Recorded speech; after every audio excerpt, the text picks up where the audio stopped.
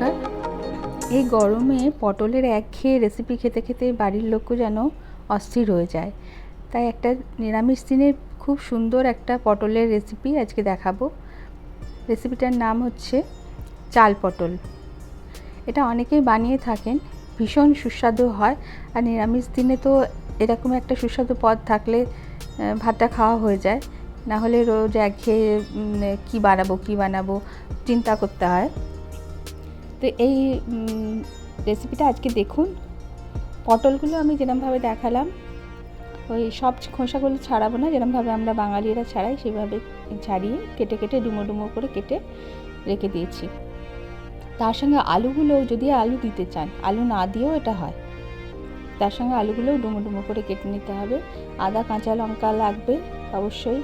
আমি নিয়েছি টক দই আর 2 চামচ মতো গোবিন্দভোগ চাল ধুয়ে জলটা ঝরিয়ে রেখে দিয়েছি। লাগবে কাজু আর কিশমিশ। এবারে মিক্সি জারে নিয়ে আমি একটা মিহি পেস্ট বানিয়ে নেব। আদা কাঁচা লঙ্কাটা আপনাদের যে যেমন খান সেই হিসেবে দেবেন। বারবার আমি বলি, 4টে আমি দিয়েছি বলে 4টেই দিতে হবে না।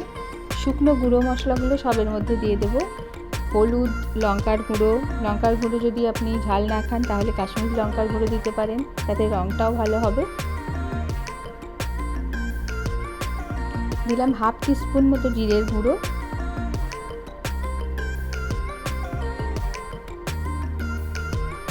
ধনের গুঁড়োটা একটু বেশি দিলাম 1 টিস্পুন।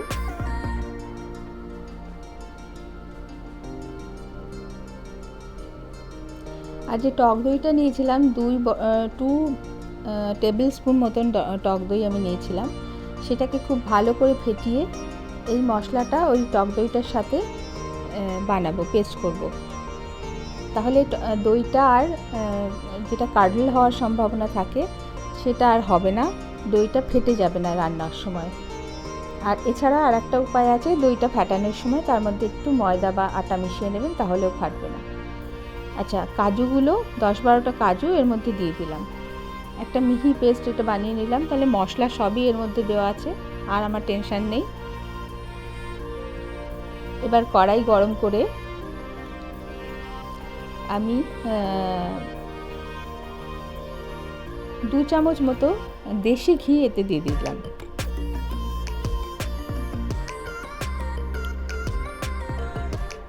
ঘিটা জমা আছে তাই, নাহলে 2 টেবিল স্পুন মতন এটা দেশি ঘি। এবার এর মধ্যে কিশমিশটা আমি একটু নাড়াচাড়া করে নেব। আমি কাজু ওতে পেস্ট করে নিয়েছি, সেই জন্য কেউ যদি কাজু মুখে লাগুক এরকম বানাতে চান, তাহলে কাজুর কিছুটা টুকরো করে এই ঘিয়ের মধ্যে দিয়ে একটু ভেজে নিতে পারেন। আর যে গোবিন্দভোগ চালটা আমি জল দিয়ে ধুয়ে রেখেছিলাম, জলটা ঝরিয়ে রেখেছিলাম, সেইটা আমি এই ঘিয়ের মধ্যে দিয়ে একটু ভেজে নেব খানিকক্ষণ।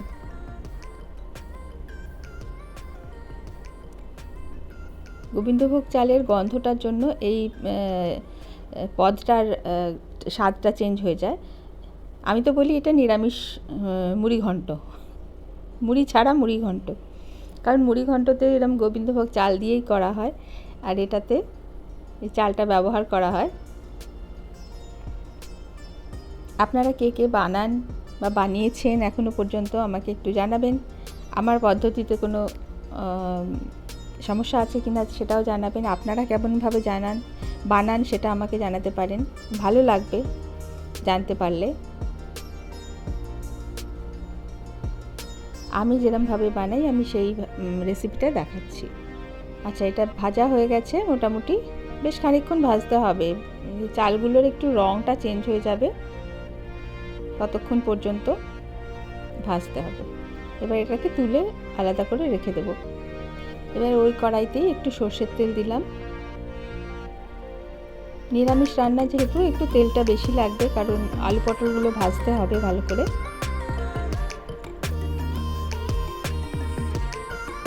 তেলটা গরম হয়ে গেছে, এর মধ্যে পটলগুলো ছেড়ে দিলাম। আগে পটলগুলো ভেজে নেব।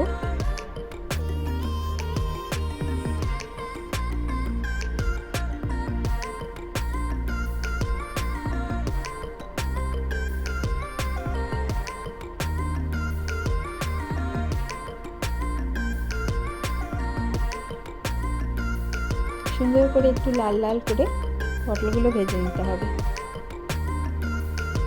কাঁচা থাকলে ভালো লাগবে না খেতে।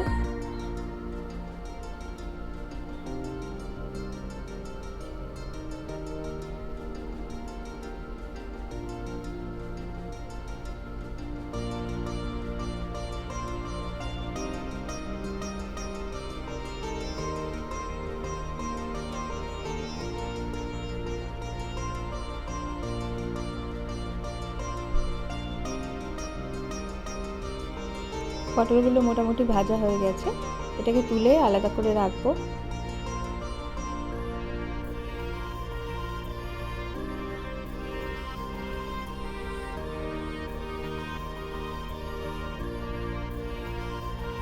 এবারে ওই তেলে দুটো তেজপাতা ফোড়ন দিলাম, আর দিলাম গোটা জিরে,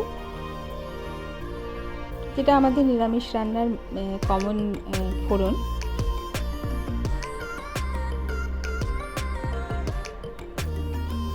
এবারে ওর মধ্যে আলুগুলো ছেড়ে দিলাম। আলুগুলো যেহেতু সেদ্ধ হতে টাইম লাগবে, সেহেতু আলুগুলো শুরু থেকেই রান্না করা হবে এটার সাথে। খানিকক্ষণ ভাজাও হবে, ভেজে নেব এই মশলা ফোড়নের সঙ্গে।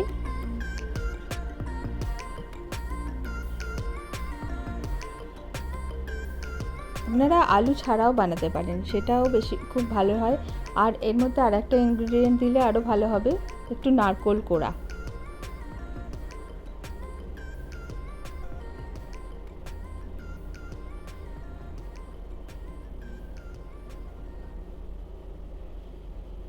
এবারে যে মশলাটা বানিয়েছিলাম ওটা এর মধ্যে মশলা মিক্সিতে লেগেছিল, সেটাকে ধুয়ে অবশ্যই জল দিয়ে ধুয়ে সেই মশলাটাও এর মধ্যে দিয়ে দেবে। এবার একটু স্বাদ মতো নুন দিয়ে দিলাম এতে, এতক্ষণ নুন দিইনি কোনো, দিলাম 1 চামচ চিনি যেহেতু নিরামিষ রান্না।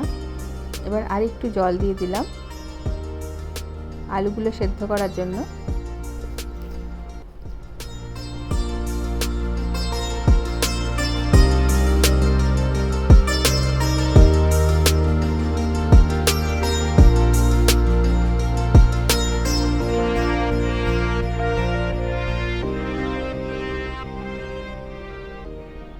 একটু ফুটে উঠলে এটাকে ঢাকা দিয়ে দেব, আর আঁচটা কমিয়ে দেব যাতে আলুগুলো সুন্দর করে সেদ্ধ হয়ে যায়। মাঝে মাঝে তুলে এটাকে নেড়ে দিতে হবে, কারণ কাজু পেস্ট আছে যেহেতু তলাটায় লেগে যাওয়ার সম্ভাবনা থাকে, সেহেতু এইটা খেয়াল রাখতে হবে। কিছুটা সেদ্ধ হয়েছে, কিছুটা শক্ত আছে, এই সময় পটলগুলো দিয়ে দিলাম, কারণ পটলগুলোকেও অর্ধেক ভাজা আছে, ভাজার সময় খানিকটা পটল নরম হয়ে যায়। তো এই সময় দেব যাতে আলুও সেদ্ধ হয়, পটলটাও বাকিটা রান্না হয়ে যায়। বেশ খানিকক্ষণ নাড়াচাড়া করে ভালো করে মশলাটা মিশিয়ে নেব। এই সময় যে কিশমিশটা আর চালটা ভেজে রেখেছিলাম সেটা এর মধ্যে ছেড়ে দেবো। চালটাও সেদ্ধ হতে হবে। এবার এতে দিয়ে দেবো পরিমাণ মতো জল, যাতে আলু পটল সেদ্ধ হওয়ার পরে মাখা মাখা হয়ে যায় ব্যাপারটা। নাড়াচাড়া করে ভালো করে মিশিয়ে দিলাম। প্রায় 1 গ্লাস মতো জল আমি দিয়ে দিয়েছি এতে।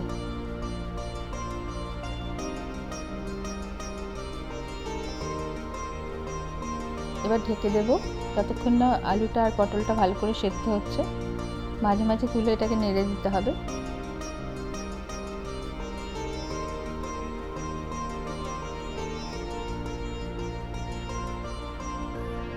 এবার আলুটা অনেকটাই সেদ্ধ হয়ে এসছে।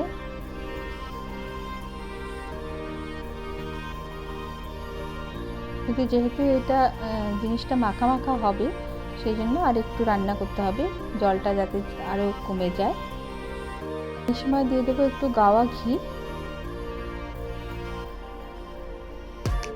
নিরামিষ রান্নার ফিনিশিংটা সবথেকে ইম্পর্ট্যান্ট।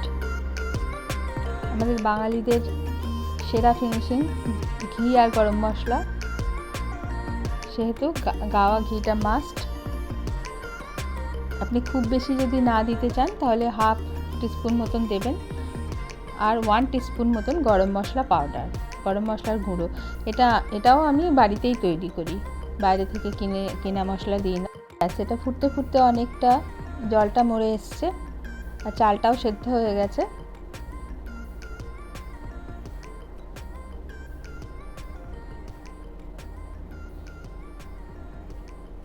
এবার দেখুন প্রায় মাখা মাখা হয়ে গেছে। এটা রুটি, লুচি, পরোটা যা দিয়ে খাবেন সেটা দিয়ে ভালো লাগে, আর ভাত দিয়ে তো ভালো লাগেই। ব্যাস তৈরি সুস্বাদু চাল পটল। এবার সুন্দর করে পরিবেশন করুন।